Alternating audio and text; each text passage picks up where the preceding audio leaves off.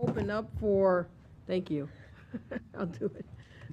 Thank you very much, Elaine. We'll open up for discussion. Are there any questions from the committee, Peter, and also the people on the phone? Before I go to you, Peter, Lee and Skip, do you have any questions? Leah? Yeah. Not right now, thanks. Not at this moment, thank you. Okay, Peter. All right, first I'd like to compliment Tom on an excellent presentation and making a case for NCDs. And I have a rhetorical question to start with. Why is the council more enlightened on NCDs than most of the groups we've heard of today? But I also would like to, the data you presented is obviously very convincing. But I believe that actually the NCD prevalence will be, a disease burden is actually worse than what we saw. And I'd like to give two quick examples. I'm currently working in Ghana with an urban population and a rural population. The prevalence of hypertension in the urban population is around 40%. In the rural population, it's around 30. Obesity rates are even higher. They are 50% in the urban population and around 40% in the rural.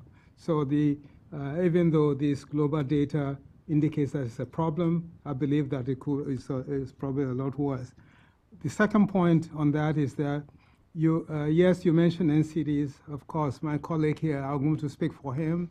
We need to add injuries and we need to add mental illness, because if you look at mortality, the 4 big NCDs are the major causes.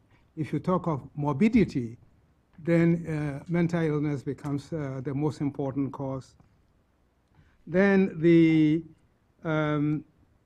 another question that I have for you, the one thing we also don't talk about often, or maybe we don't have enough data, are the catastrophic economic consequences of NCDs, especially in poor families that can't afford whether even diabetes or hypertension management, and worse still when people have stroke. Okay, so these are all important implications that add to the burden of disease. Then the question to you is that we have had difficulty. We've had a great job of being able to sell Zika, Ebola, and HIV, but great difficulty in selling NCDs. What can you tell us that will make this committee more successful in pushing the NCD agenda? And even if we are successful, what will happen to the funding? Because right now, it's virtually a zero-sum game. If you add NCDs, you have to take something out. Well, of course, there's always the chance that funding will be maybe increased, but that chance is remote. So for us to make this recommendation, there must be a realistic chance that this is going to succeed. Peter, can I make an addendum? Yep. Job of presenting the problem. I didn't hear a convincing case that a global movement and funding from the U.S. government would make a difference. What would that money be used for?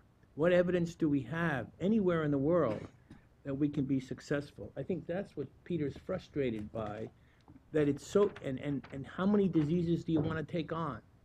So for us to get into chronic to NCDs, it's just it's getting a handle on it so we can be pretty specific in the report about what the U.S. government should do, and I didn't hear that in your presentation. Thank you. On the council side, I mean, what I will say, and I want to give my credit to Richard Haas, who runs the council, because he was very receptive to the idea. And I think the idea, of course, is that I think it's a scandal, frankly, given the burden, we don't do more on NCDs and global health. And that's what I think think tanks should be writing about. Issues where you see a policy gap and there's potentially something to be done. And fortunately, and even more so, he is a big believer on this issue, so I'm lucky in that regard. The report does include mental health. David Satcher was on our task force, and as you may know, is a big advocate. So it does not include injuries, although that was a topic of discussion. What the committee ultimately came down to is that while in similar countries, similar age group, the interventions are pretty different. And it was, for one report, thought to be too much to take on. We can debate whether that was the right opinion, but that was the one that came up. In terms of selling it, so I think one of the problems the NCD movement has had is that it has focused on the issue globally, and it has focused on all age ranges. And I don't think that's the way we look at any other global health issue, where we look at primarily low and middle income countries and we look at premature burden. And for that reason, we did that. We focused on particularly the countries that have already been the focus of global health initiatives, and we focused on not just people 70 and younger, but 59 and younger. And the reason why we did that is because that is below the average life expectancy anywhere. That is premature in any region in the world. And we wanted to take on that threshold, and that's why we did it that way. In terms of what this means moving forward, NCDs, I mean, lots of countries have dramatically reduced premature burden from NCDs, particularly on cardiovascular disease. Reductions in the United States and elsewhere of 40%. There's no shortage of success on NCDs, particularly depending on the areas you're talking about. Tobacco control, lots of countries, poor countries, have had dramatic improvements on that metric. There are lots of good examples. In terms of the report has a whole detailed section of what the integration might look like. We even cost out each of the interventions, how on the hypertension, how in part what CDC is doing now in terms of standardizing protocols and whether you could use a similar platform to how you approach TB. In terms of treatment from that perspective, all the drugs are by and large off patent. There are lots of procurement mechanisms you can use. Again, tobacco control is already in a lot of countries, but very poorly funded relative to the burden that it represents. There's unending opportunities for what the use can do on vaccine preventable cancers, particularly on the procurement side. Those structures are all set up. Again, different age populations, and I don't mean to minimize that, particularly for cervical cancer. But this isn't, I mean, we did these things for other diseases. Nobody asked in HIV, I get, asked all the time, well, can you give me what the return on investment will be for each dollar for these things? Yeah, they did. For HIV, for the people that were there at the time, I mean, you can talk to Tony Fauci, I have, you can talk to Mark Diebold. They put together on an Excel spreadsheet in a weekend based on a couple of pilots. The degree of information that people were, at least in terms of the president's initial authorization of it, willing to move forward on was relatively little. There are lots of pilots on the NCD side, lots of information to leverage. I don't see it from that perspective as that different. In terms of the case for it to be made, I think the problem is thinking of how many diseases we have to take on. How many countries are we taking on? We're already invested in these countries. It's insanity to spend billions of dollars on the same populations, to watch the same people show up at PEPFAR clinics and succumb to an equally treatable and preventable disease. And that is something that does not have to be. Not saying it's easy, but there are lots of tough challenges we've taken on in global health and lots of reason to believe that this can be done in a cost-effective manner. We're not even piloting it. There's considerably more to be done. Valentin is actually, he didn't put his hand up, but Sorry he about that. told me. So go ahead. No, Please. Tom, I have an issue about tobacco and two issues about education that also go to Helene. The issue about tobacco is we reviewed this problem recently, and the tobacco has decreased very trivial across the world. It's moving from high-income countries to middle and low-income countries, and actually the data in China you are aware of. And my question is why the UN failed and why the WHO failed when they really wrote the charters to really go against tobacco. And this is the tobacco industry. And my question is, how is possible we are not able to fight the tobacco industry because they have the legal whatever they have is so strong. So do you have any answer? Because this has to be, is the number 3 killer today.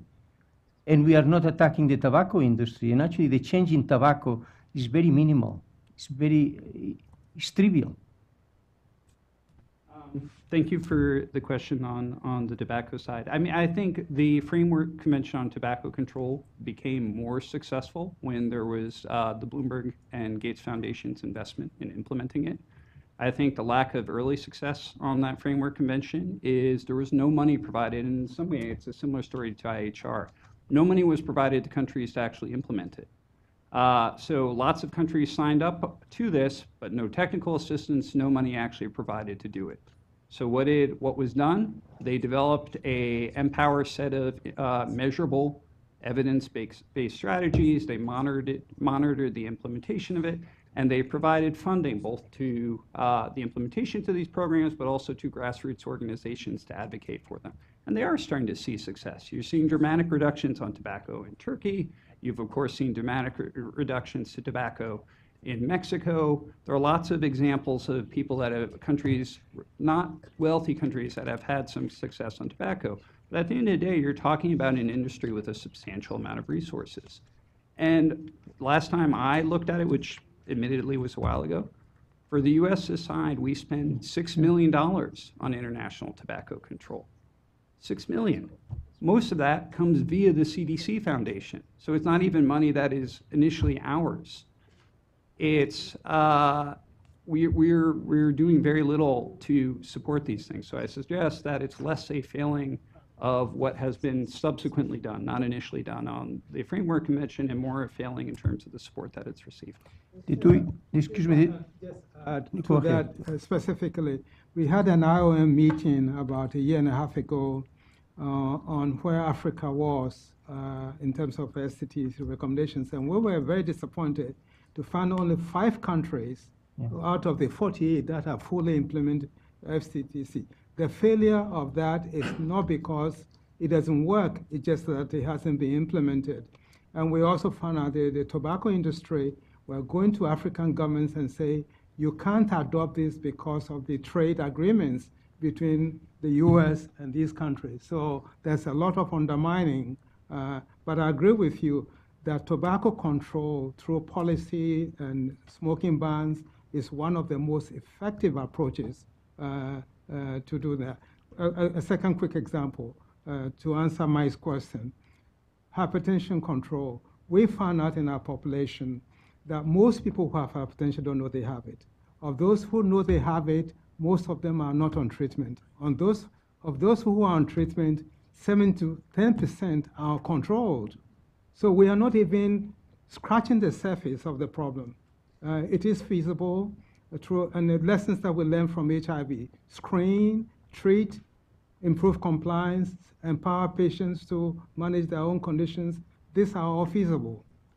The one very quick point I want to make to support that on the trade side is I think this administration, the Obama administration, deserves an enormous amount of credit for putting a carve-out for tobacco control measures in the Trans-Pacific Partnership from investment disputes. It's something that we had unanimous support on in our task force, Republicans and Democrats alike. We had several former trade officials, both Republicans and Democrats alike. They supported it. This administration has, I think, in all likelihood, that agreement is not going to pass in this administration. It might, but there's a good chance it will not. And I think it's worth being, whatever administration comes next, being urged to keep it, because I worry about whether it'll be sustainable. I have 2 educational issues, very short. One is that I really is a plea, we have to grow into children. We as adults have a behavior that develops between age 3 to 5. This is very well proven. And the question is, we keep talking and talking and talking about education in the adult, and we really forget that the key is to go into children. And we have a good experience. We are working with 100,000 children now in different countries. And one of the questions that I have for you is the following. Do you think that in the very low-income countries with poverty, it's difficult to really make the children aware of the importance of health? Because we are doing it in Harlem, in New York. On the other hand, in middle-income countries and high-income countries, it's very successful. We are following them for 10, 15 years after a very aggressive intervention. I think on tobacco control, the evidence is pretty clear. By far, the most effective thing is tobacco taxes, followed by smoke-free bans. Childhood education on tobacco control has had some mixed success. In that, at least initially, there is the view that it was to some degree spurring uptake, in that it was seen as forbidden. That has changed. People have gotten better in how they design those childhood education programs, but by far, and there's lots of evidence on this, tax is by far the most effective thing on tobacco control, followed by smoke-free places. Other forms of childhood or health promotion among children, I can't say. People have really focused on it for anti-obesity and physical activity. It's clearly the right time to get people. I think it is an area where high-income countries have a lot to benefit from engagement with low and middle-income countries, because we certainly don't know the answer. We have 70 hours of training children between age 3 to 5 in 6 months. And we are following now until age 20 to see if they change their behavior. And the results thus far are quite interesting. And goes to you, Helene. I think when you talk about women, I have the same issue. I think you have to go younger and younger and having an impact on all the issues that are coming out. And I think my plea is that we really have to focus our attention to young people, which I think we forget. We constantly talk about adults and so forth.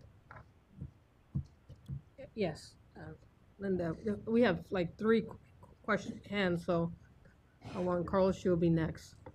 Okay, And Amy. I want to follow up on, Tom, your point of how many more disease to take on, because you're managing one and then they're dying of the other, and it's on the same population. I think there's one opportunity, at least in this study, in this committee, to change the dialogue from global health being managing disease or preventing disease. It should be improving health of the individual. Because if you already make the point, the infrastructure, if I make the infrastructure both brick and mortar and virtual, they're the same, whether you're managing NCD or HIV or, well, injury is different, but we should add the I to it. But there's a lot of overlap there as well.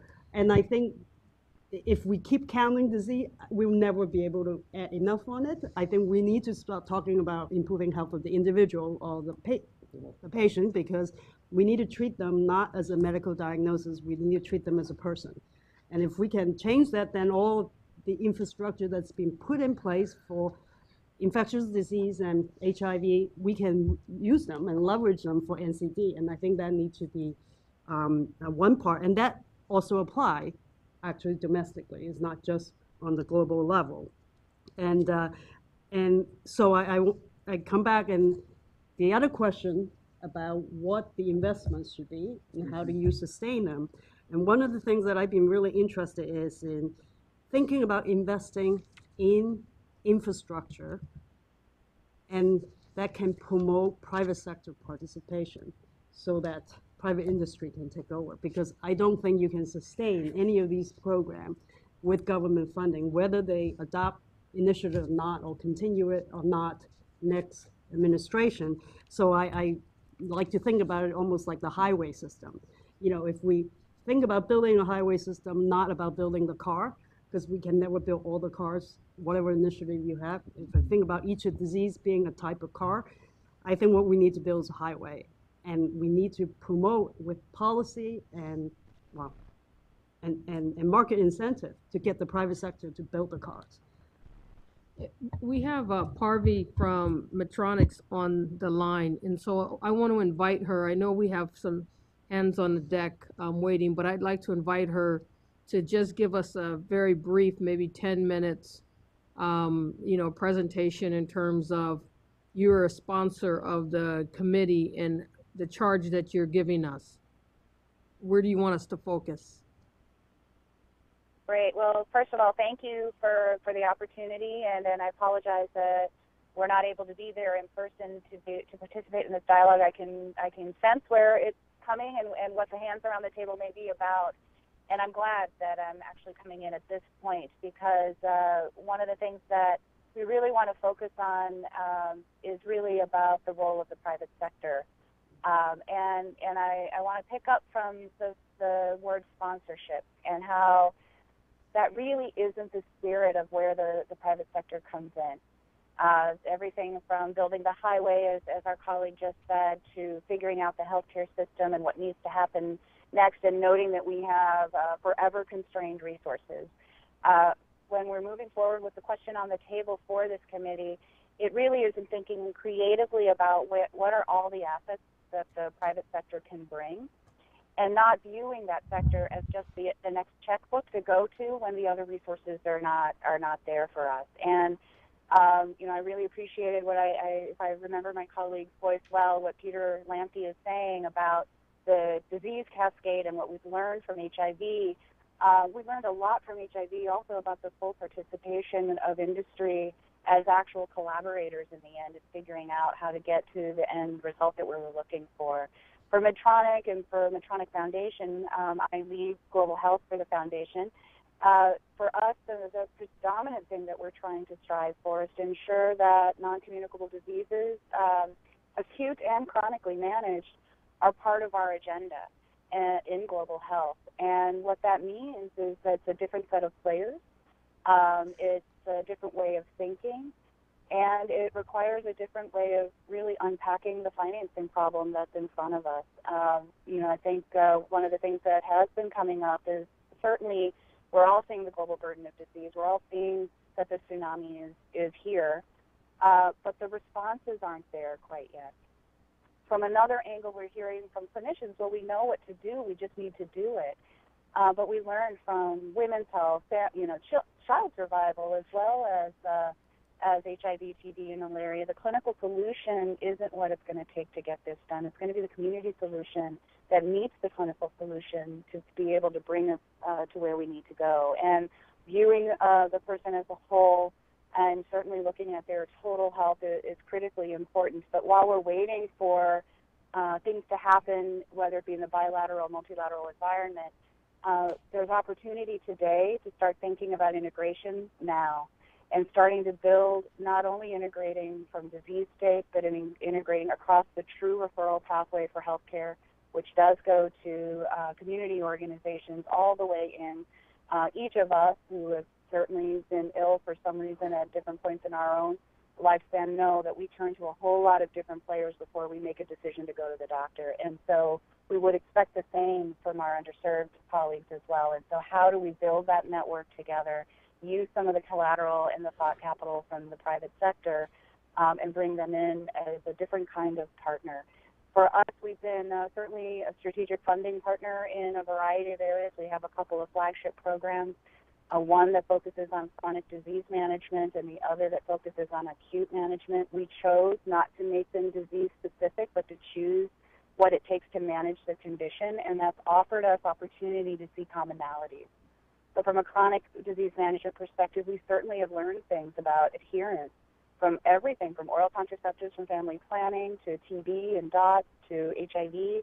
What are the ingredients of adherence that could be helpful when we're thinking about hypertensive, so that when someone is treated, they actually are controlled, or a diabetic or any other. And in the acute care space, certainly we're worrying about sudden cardiac arrest, heart attacks, and stroke.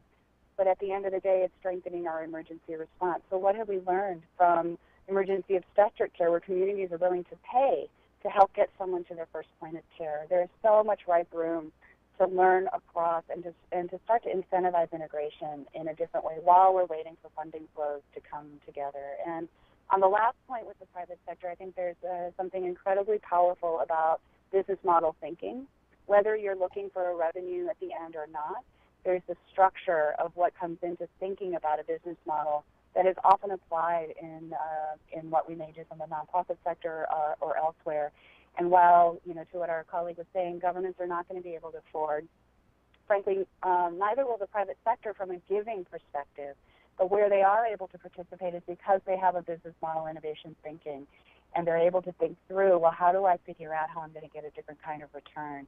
And there's something about that discipline that may offer some solutions here, which will hopefully come into some different scale and sustainability opportunities in global health. So I'm hoping that from those three positions, the private sector, more than a donor, but from the thought capital and all of the assets it can bring, integration and how do we incentivize integration while we're waiting for donor flows to move in a different direction, and then looking at a different framework of thinking from a business model innovation perspective may be helpful in this dialogue that we're happy to be a part of. Wonderful. Thank you very much. That's extremely helpful. Yes. Just want to say a few things about NCDs, because the more we talk about it, the more I learn and the more I realize how difficult it will be for the committee to tackle this issue without going to choose one disease. I was second to what you were saying. And understanding that this is probably one of the biggest challenges we have in front of us because of what the cost of this will be. And I think we need to go back to what Dr. Glass said. He emphasized that the research workers who need to do research in this field do not exist abroad, nor in the United States. And that goes along with what we were saying about how good has been the United States to manage their own NCDs. If you take call with me one night and operate on obese patients who have all kind of complications, you would realize that what this country has done for obesity is nothing. And for us to go and tell the rest of the world to improve obesity, that will be a great challenge. So I find a great deal of, I don't know how to put it, when we write this report and what we were saying before, what happens in the United States, what happens in the rest of the world.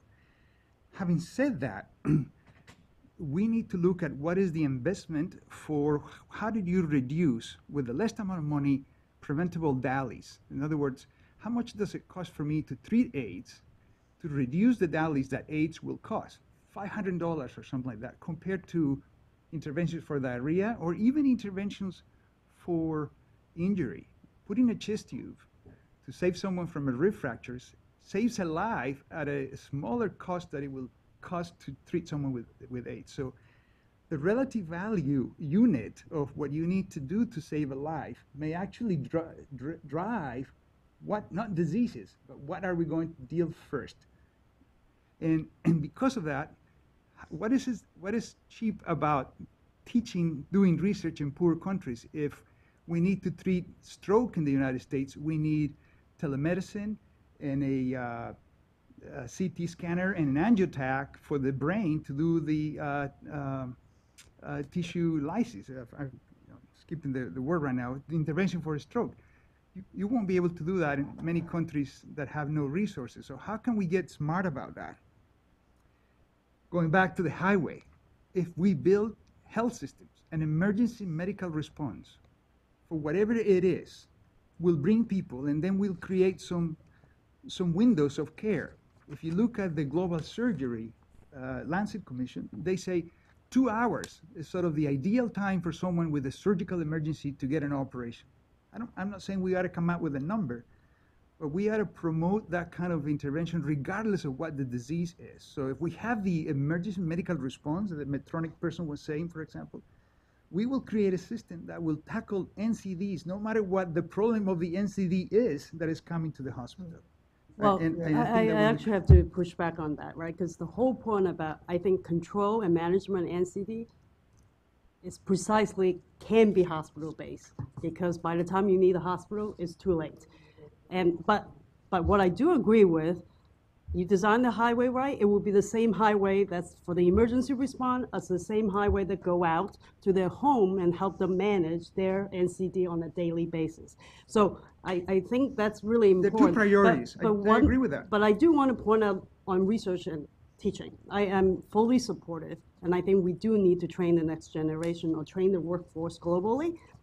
But I think our colleague from Medtronic said it, and maybe it's been said more than once, when it comes to controlling NCD, we're not talking about what needs to be done. We're talking about do what we know need to be done, but how do you get it to the patient, how do you get them to take the med? We have medicine, but it's about compliance. How do you get it to them? And this is not research. This is not teaching. It's not training. It is execution. And I think we need both. And I just don't want us to think that just by training, teaching, we solve the problem. He had two fingers. Peter is a 2-finger. Amy, you're a 2-finger. Okay, Tom's 2-finger. So we'll go Peter, Amy, Thomas, sorry. Your two fingers too? Or you just two fingers mean you want to jump into this conversation? Okay, so Peter and then Amy. Quickly, I disagree with the statement that was made that there aren't enough people, both in research and implementation, both in the US and in developing countries. I think that's totally wrong. And people forget how much capacity we have built because of HIV. There are a lot of researchers, there are a lot of programs that are being implemented. And I started doing NCDs about 10 years ago based on my HIV experience. All you have to do is simply adapt the expertise to NCDs, yes. So that's one. And number two, that I don't think I challenge anyone who says that NCDs are difficult to do. The challenge we've had is that we bunch all of them together as one disease. You break them down, and it's fairly easy to manage them individually. Immunization, as you said, Tom, takes care of about 20% or maybe 15% of the NCDs caused by infections, okay? So that's an easy. We've had a lot of experience in immunization delivery. Take hypertension. It's more even difficult to get somebody to take the HIV drugs than to get hypertension drug. We estimated in our committee that you can treat somebody with hypertension for what, $20, $25 per person per year? Compare that to HIV, a lot more expensive. So this is doable. The question is that when are we going to get enough funding? The example I mentioned about Africa, only five countries out of 48 that have fully implemented the FCTC. That is a failure at the policy level in Africa. All you have to do, you actually generate money by taxation on tobacco. So you can actually earn money by doing that, and most countries have not done that. So this is not as difficult as it appears to be. Amy? I'd be really curious on the three of your perspective on like taking this conversation and trying and sort of bringing it down, unfortunately, several notches into the world of how the U.S. government works. And, you know, Tom, you mentioned at one point, you know, sort of referring to if we could just use the PEPFAR structure as the highway to be able to layer this on and integrate it. You know, everyone's mentioning integration, and we've been there. And, you know, the 2008 report had a very strong recommendation, and in fact, it was followed, and it was more around the maternal newborn kind of series of interventions and how they could be integrated with PEPFAR.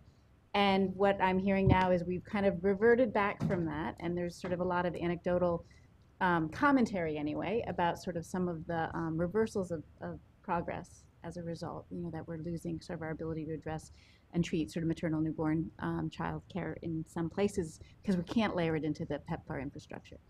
So one of the things that this committee was talking about a lot this morning was how do we actually make impactful recommendations that have the potential to do something? And you guys are all like know Washington and know the U.S. government. Now that I'm in Seattle, I can call y'all the Washington insiders. But I would love to get your sort of honest assessment of how should we be thinking about this? What does it mean for us as a committee trying to make valuable recommendations? I'll just, a couple of, it's more questions than actually answer, but, you know, to your point, and maybe I've been doing this too long and have gotten cynical, but, you know, I do think that while we've made the argument that if we were to build a health infrastructure, it would, I mean, to your point, that it lays the groundwork for being able to take care of other things. Every time I've ever gone in front of Congress and talk about infrastructure, people's eyes glaze over. And so some of this is really about marketing. And it's the same thing for NCDs. You know, you talk about NCDs, and it sounds like this ball of wax that, you know, is too big to get your arms around. And so if you talk about hypertension, somebody gets hypertension. It's why HIV, you know, using that as an example, you know, galvanized a lot of support because it was something that people could relate to. They knew somebody who had HIV. It was dramatic. They understood it. But when you talk about NCDs, it's like talking about infrastructure. So I think part of this is how do you market this, and are there ways of both thinking about what we all know is really in the best interest of health, which is building an infrastructure, looking at integrated approaches, but being able to market it in ways that are more distinctive for people. So I think people will relate to hypertension. I think people will relate to cervical cancer or the things that you can kind of that are more tangible. So I think a lot of it is how do you sell it and how do you market it? And I also think that there needs to be some pivot.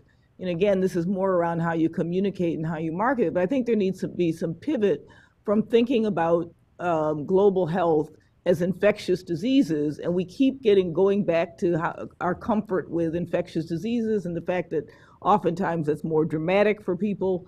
But how do we get some of these truths out? I mean, every time I talk to Peter and his experience tangibly around chronic diseases and things like hypertension, people are startled when they hear how many people are dying from the same diseases we have here.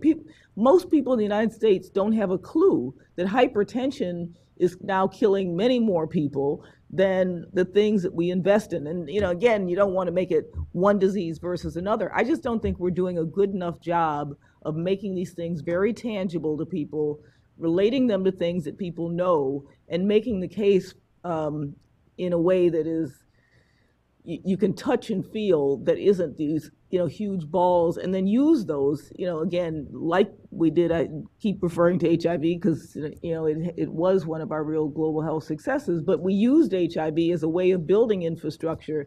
And so I think you can get it in there, but I think we've got to do a much better job of marketing. I'm going to use the prerogative of the chair just to jump in. I think we have to be careful, and Thomas, when you were speaking, I was like, that's not true.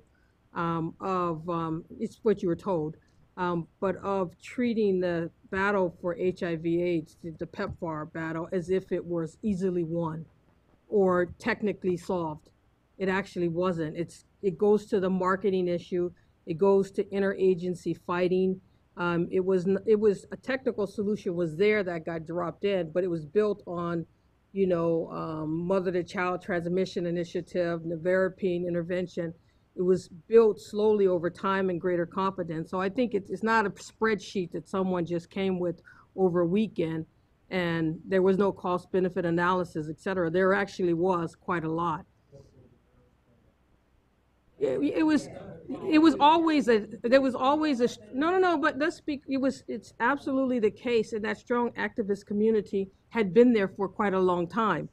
It did not lead to PEPFAR, right? PEPFAR, there were certain things that came together, certain framing, certain interventions that were available, certain cost of drugs went down that made it possible to bring that coalition together to move it forward. And I think some of this is thinking like that as well, which is the marketing part of it, the timing part of it, the solution part of it. Great. And just to say, I'm sorry to jump back in, but just I'm glad that Porvi said the things that she said, because I think to your point about HIV, we brought industry in later. And I think having industry at the table from the very beginning around this will be a huge advantage, because there is such a huge role.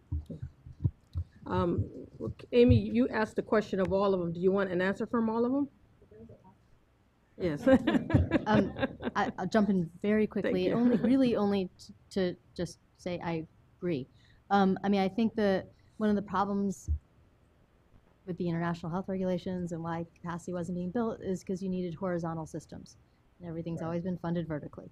And part of that is, and now I actually fear that we're in danger of now the action packages themselves becoming vertical systems. You can say with a program for malaria that we saved X number of kids from a BedNet program. There's no denominator when you're talking about surveillance. How many events did we capture? I don't know, out of what? So I think that there's been a long-term challenge for creating these horizontal systems that can pick up emerging infectious diseases. At the same time, a laboratory diagnostic program that's not just for one disease, because one funder came in and funded a lab to do HIV or to do TB, or a specimen referral system that's just not for TB. So I think I would very much argue that it is in some ways about marketing and telling a better narrative, but also figuring out how to integrate a lot of these programs that exist in a lot of countries and don't necessarily talk to each other. Just a couple of points. To circle back on the premature and focusing on premature burden, I 100% agree. And the disease focus. In fact, Chris Murray and I are now doing a project looking at premature burden and convergence and where that exists and where that doesn't exist, and hopefully the results will be out before this committee is over. But I think you'll find that particularly even in poor countries, the premature burden is very NCD oriented. I think people often think that in this country, because we have a tremendous NCD problem, which we do, doesn't mean we haven't had progress in all sorts of other areas, particularly, again, cardiovascular disease, tobacco controls, and other things that have dramatically changed how young people are when they get some of these diseases. It also has changed which diseases they get. And that's a very important benefit to that experience, potentially, particularly because most of the interventions involved are off patent. And we have a good idea of how to move them forward. I do, on the research in low middle income countries, it's 2 years old now, but with the task force report, we really did try to assemble every piece of research we could find on what has been done. We did a pretty thorough review. To the extent that's useful to the committee, take a look. I'm sure there's been more done since, and Peter will undoubtedly know even more than that. On the integration point, we had Eric Gooseby on the panel, who, as everybody knows, was the former coordinator of the Office of Global AIDS coordinator. He felt that during his time, it wasn't a lack of success with the integration programs. Obviously, there's been some political pushback subsequently, and I'll talk about that in a second because it gets to the marketing point, but it's not that the integration wasn't successful, in his view at least. They had good success. There's political feedback. And on the marketing standpoint, one of it is the point I've made in terms of, again, emphasizing this, selling this in the same way we sell other global health issues: poverty, low and middle income countries, same countries we're invested in, a shift from a disease focus to the fact that we're investing in these countries and in the very same people for other things. And it's, again, an economic stewardship. Why would you have them succumb with something else that we could easily do something about? I don't mean to minimize the integration challenge, by the way. I think depending on what intervention you're talking about, particularly on some of the cancers and some of the other issues, it is a challenge. There are things that are more easily integrated than others, and we talk about that in the report, but I think that is relevant. The one last thing on the marketing I will say is, so as part of this task force, I spoke to 40 some odd congressional offices, some members, some committees, staff. I met with every executive branch agency that was relevant on this issue, all of them. And what I would hear from the executive branch agencies is Congress won't let us do this. And what I would hear from the congressional offices is we've never heard about this. I suspect to some degree both are true. Now, what I would say in my view is I am of the view that this is slightly more the obligation of the executive branch agencies to ask and inform Congress. I know you can't lobby, but there's certainly an education function and lots of issues around women and girls and maternal health that once we're out in the wilderness in global health and have managed to be brought back. And on the PEPFAR front, it's not that it wasn't challenging. I mean, I was in South Africa. I'm also an HIV guy working at that time. It's that the cost effectiveness piece, at least according, we had Mitch Daniels, who was the head of OMB, we had Tommy Thompson, all these people. They viewed it as they didn't wait for perfect information on cost effectiveness to move forward because there had been relatively few pilots. And this is the challenge with NCDs, is that at the end of the day, because there have been relatively few pilots, it's hard to say what the return on investment is going to be until we try it. There's lots of evidence you can point to, you can talk about compared to high income countries, but at the end of the day, cost effectiveness improves over time. we get better at these programs. It's one of the reasons AstraZeneca now has a Million Hearts program, where they're investing heavily in providing cardiovascular disease drugs. And I have begged them as part of this, at least the second iteration, to do a cost effectiveness study on it, because that is really useful information, but they're relatively few, and that is one challenge on NCDs. But no. Giselle's been very patient. Yeah, so really interesting topic. So a couple of points. First of all, I like your point about obviously starting with the children. But what I always say, having worked on obesity guidance in UK, is that we don't look at the wider determinants of health. So there we are trying to get children to eat less, but we have TV adverts on sugar, sweets, chocolates, and it's really looking at those wider societal effects and how can we start advocating and lobbying with the agencies to reduce adverts, at prime time. So there are so many different things that need the focus and attention to change it, and behavior change is hard. We did national guidance on behavior change, and to get people to change their behavior from smoking, from physical activity, eating the wrong things is very difficult, especially for children as well. So I think that we need to look at that and say that what can we do to help minimize all that from that perspective. And then the second point, from NCD perspective, I agree that we need to look at it from a single disease perspective. I think that, and having a national champion in each country for maybe the top 3 NCDs that really have the most impact and drive that. And there have been some examples around the world where there's a champion, where they've done from adverts to public health awareness and talking about it and debates, that it starts getting attention and more resourcing. So I really agree with your points that maybe that's something that we need to consider. So one size doesn't fit all.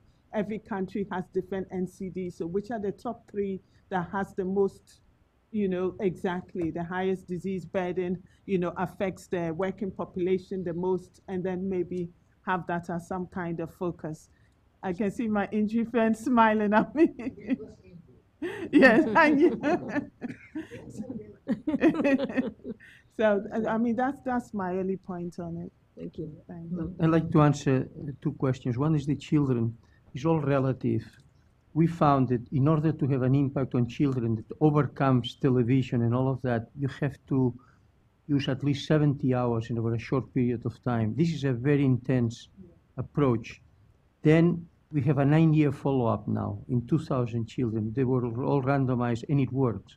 The problem is we don't know what happened when they reach age 10 and they encounter a society of now we are putting sports people who are ethically, we think can be attractive.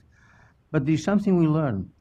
The most impactful thing that I have seen is the children when they talk to their parents. These children have an impact on the parents that is incredible. The best way to stop smoking is your son or your daughter to tell you to stop smoking. So what we have found, and this was not part of our project, but was a secondary thing, is that has an incredible impact on the adults, what the children learn and what they try to tell the parents at home. And I think this is actually, and the final point is about hypertension and community. I think as I am obsessed by children, I am obsessed by community work. In Kenya, what he presented, we are working in El Doral. We arrived there, and the problem is hypertension because they keep the food with salt. We gave automatic blood pressure machines to the people in the street, checking the blood pressure of the neighbors. And then the neighbors learned, and this was put in intelligent phones, which now have a record. The motivation of having the people taking the pressure of other people and so forth, every time I go to Kenya, every 3 months or so, is an incredible welcome. Everybody talks about blood pressure, and we are dealing actually with 50,000 people.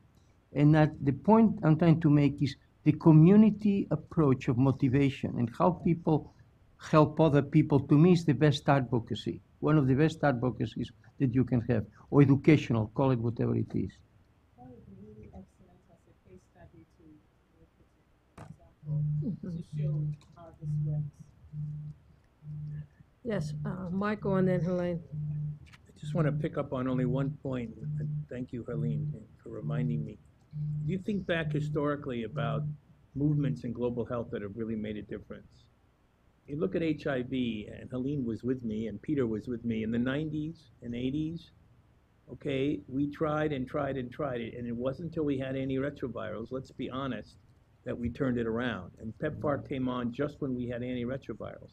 And we gave, PEPFAR had more than antiretrovirals, but let's be frank, it's the antiretrovirals that made the movement. A simple, and these antiretrovirals had been used in the late 90s with great success, not by US government, but by many other countries that were using them. And there was growing confidence in their use, so that when PEPFAR came on board, it really worked.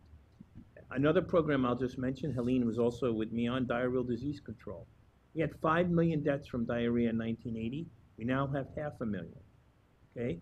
The major linchpin there was oral rehydration therapy. It wasn't the only linchpin, but it was the linchpin, which frankly, AID, Helene was there, really was the most strongest advocate for.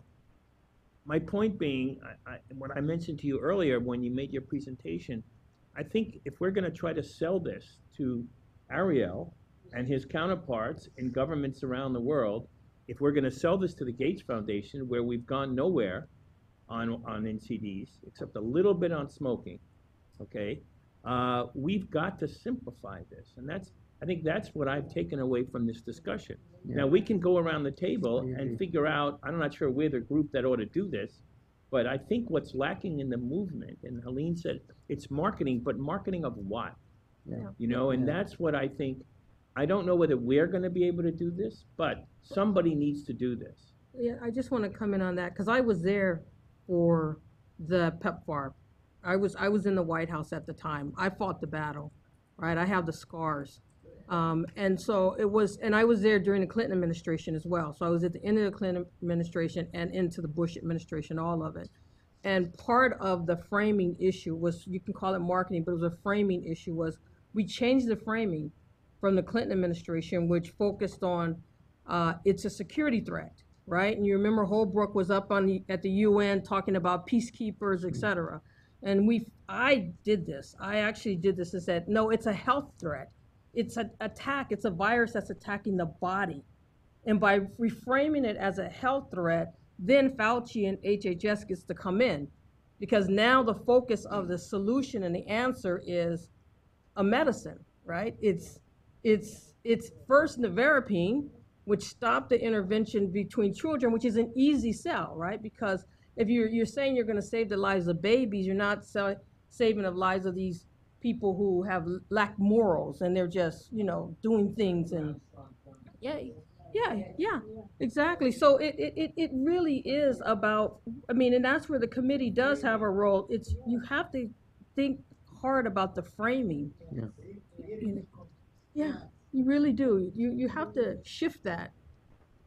And it's not to say the Clinton administration, they were trying to get it raised to some profile, so they put it in the context of global health and peacekeeping, and Holbrooke took it on and connected it with his job at the UN. It made sense, and so now I think we should, as a committee, think about what's the framing that actually picks up on the interventions that will allow then to build the momentum. Thinking about, you said, but just a couple of other, one, I think the economic argument is an important one, and so, clearly the cost of NCDs is huge around the world. Two, I would go back to the community engagement piece and thinking about making sure that is in somewhere in there, because there's so much around this that is very much can be community driven and community led. And it also has the reinforcing impact of the advocacy work. And I think, again, in all of the global health successes, it's hard to underestimate the role of advocacy. And when you have communities asking for something, you get quicker results. And so I think there's just an important piece to keep in mind, both communities in the countries in which the disease burdens occur, but also thinking about communities here, and how do we get some of the same sort of groundswell of righteous indignation around the burden of NCDs that we did around some of the others. So, Well, everyone's quiet. Yes, one last intervention from the floor, and then we'll adjourn.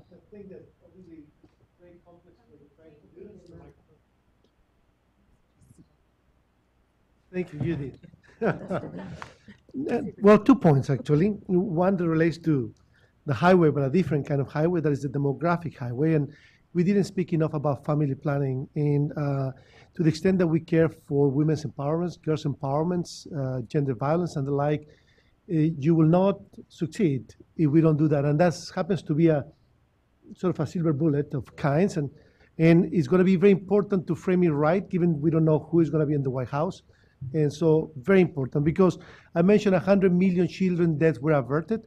1/3, it was because of family planning.